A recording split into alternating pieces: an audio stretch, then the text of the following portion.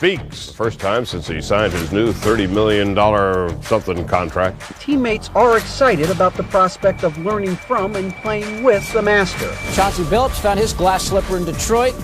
He agreed to re-sign with the Lakers. In this fall, I'm going to take my talents to South Beach. These were indeed parts of the process for LeBron's historic pivot from Miami back to northeastern Ohio. It's here, and it's Golden State for Kevin Durant. Let me say it again, I'm here to stay. So the chosen one has chosen Hollywood. We're on Kawhi Leonard's clock. We reached car chase levels with choppers. And a huge move for the Nets. Which means I get to do this!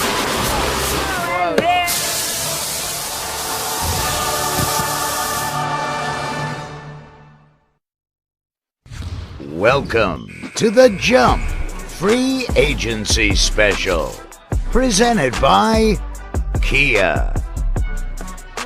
Welcome indeed. The Jump's Free Agency Special is live and rolling. I'm Rachel Nichols, joined by Stephen A. Smith, Matt Barnes. We've got Kendrick Perkins waiting for us as well over there in Houston. Hey, Perk, we're going to have a slew of guests stopping by throughout the show, including, of course, Adrian Wojnarowski in just a minute or two. Now, you just watched a recap of how free agency has gone in the past, guys.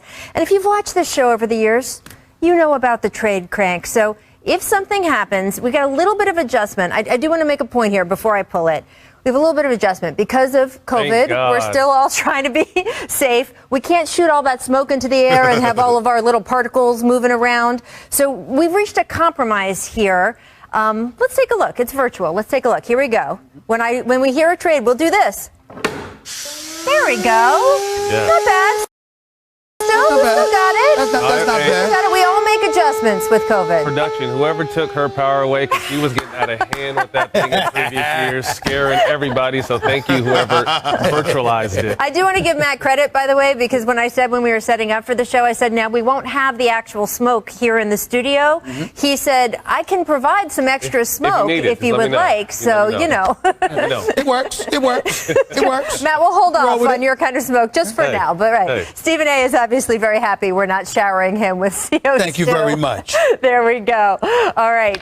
Here's what we know so far. I just want to bring you up to date. Zach LaVine said he, quote, just wants his respect when it comes to a potential new deal, an extension with the Bulls as he enters the last season of his 4-year, $78 million contract with Chicago. Brian Windhorst is going to join us later to discuss that.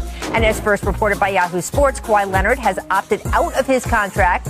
He is now officially a free agent. Now, this is very different from a couple of years ago. Remember, this time, Kawhi recovering from ACL surgery, an injury that kept him out of the Western Conference Finals, could keep him out for a chunk or all of next season. Woj also reporting the Phoenix Suns optimistic they can come to terms with Chris Paul after he chose to opt out of his final year of his contract. Should re-sign in Phoenix as the Heat picked up Goran Dragic's option. That was for more than $19 million. Now, according to Woj, there is a very important reason for that. They intend to use that cap hold as part of a sign and trade deal to try to grab Raptors point guard Kyle Lowry as they position themselves to be the front runners in the Lowry sweepstakes. So, guys, look, it is a lot going on. To join us and discuss all the storylines, our senior insider, Adrian Wojnarowski. Welcome back, Woj. This is a huge day for you. I know you're going to be on your phone most of the afternoon. What is the very latest on the Kyle Lowry situation? Well, Rachel, I think everything's in place when we hit 6 o'clock Eastern to get moving on a Kyle Lowry deal to the Miami Heat. Goran Dragic, Precious Achiuwa, their first-round pick in Miami last year, a really good young player out of Memphis who I'm told would be part of the Heat's package to the Raptors to try to get the kind of sign and trade offer that would entice the Raptors into helping Kyle Lowry get to the Heat. They don't have the cap space to sign him, but if you incentivize the deal enough with Toronto, I think there's a pathway to a deal, and certainly the motivation for Kyle Lowry to get to Miami to join Jimmy Butler, his good friend, a player who really fits the Heat identity and certainly fits their timeline of win now. So I think everything's in place for Kyle Lowry to be a member of the Miami Heat, perhaps as early as tonight. Interesting. And look, we were saying when Kyle Lowry was not dealt at the trade deadline, wow, does this mean he's going to leave Toronto for nothing? If they can work out a sign and trade with the Raptors, however, then he won't be leaving, quote, for nothing. So Masai Ujiri coming out with something on that deal, again, like Masai often does. I want to move on to Kawhi Leonard. He also opted out of his deal. Does it appear he will be back with the Clippers? Because one thing we were thinking was maybe he would keep this year and then just work out an extension. Instead, he did do the opt-out. He did, and I think it's some contractual gymnastics. Listen, he can do any number of things with his deal. He could do a 1+1. He can do a longer deal. He's going to spend this year rehabbing most of the season, if not all of it, coming off that ACL surgery.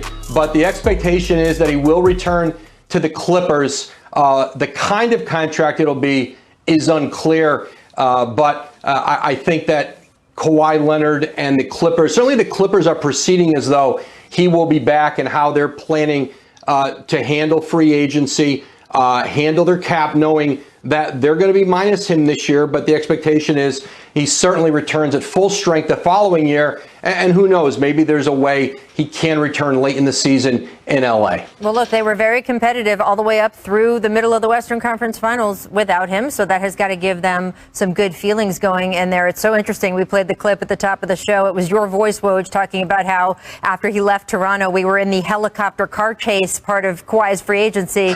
None of that this season. Just shows you how fast things move in this league. Yeah. Chris Paul, another huge name. He opted out of his player option for that last year. Does his future still, though, appear to be in Phoenix?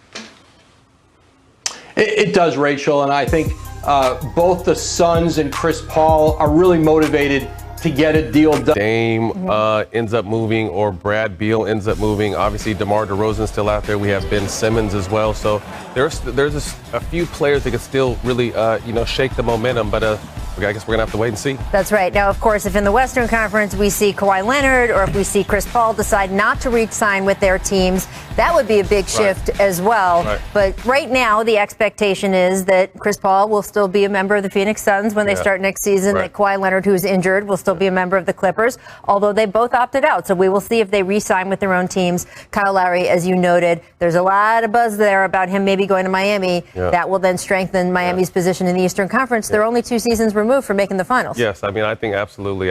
Kyle Lowry is a valid piece to go to any team. He's definitely going to help them. Obviously, with Westbrook going to LA, that kind of, dulled the noise about Chris possibly leaving Phoenix. I talked to Chris during the playoffs during the season. He absolutely loves Phoenix, so I expect him to re-sign there. I think Kawhi's just doing the business move, obviously coming off an injury and a surgery. I see him re-signing with the Clippers. So Ben Simmons, Kyle Lowry, DeMar DeRozan are probably at the top of the list. But again, like if the wild cards pop out, a Dame Lillard or Brad Beal, that'll really shift the momentum if they decide to leave their teams. I'm fascinated by the East. Again, if Miami picks up players, Ben Simmons ends up getting traded out. We don't know if that'll happen today. There's a lot of moving parts going on. There's certainly been buzz, but it could happen later this summer. They certainly have time on that. But again, the Milwaukee Bucks are looking to repeat. Yes. We know the Nets are going to come back. We're expecting them to offer extensions to all 3 of their big 3. There's going to be a lot of money coming out of Brooklyn this week. So it will be very interesting to see how this all shapes out, Sage. Okay, for Sage, I'm David, and we are still counting down. They got 2 minutes off the clock. They got a 5-hour show, and it's going to fun, guys. We'll be watching. Wild and woolly later on today. Also a big day in the NBA. We'll fully explain that in about 20 seconds. But Chris Paul has formally declined the $44 million player option with the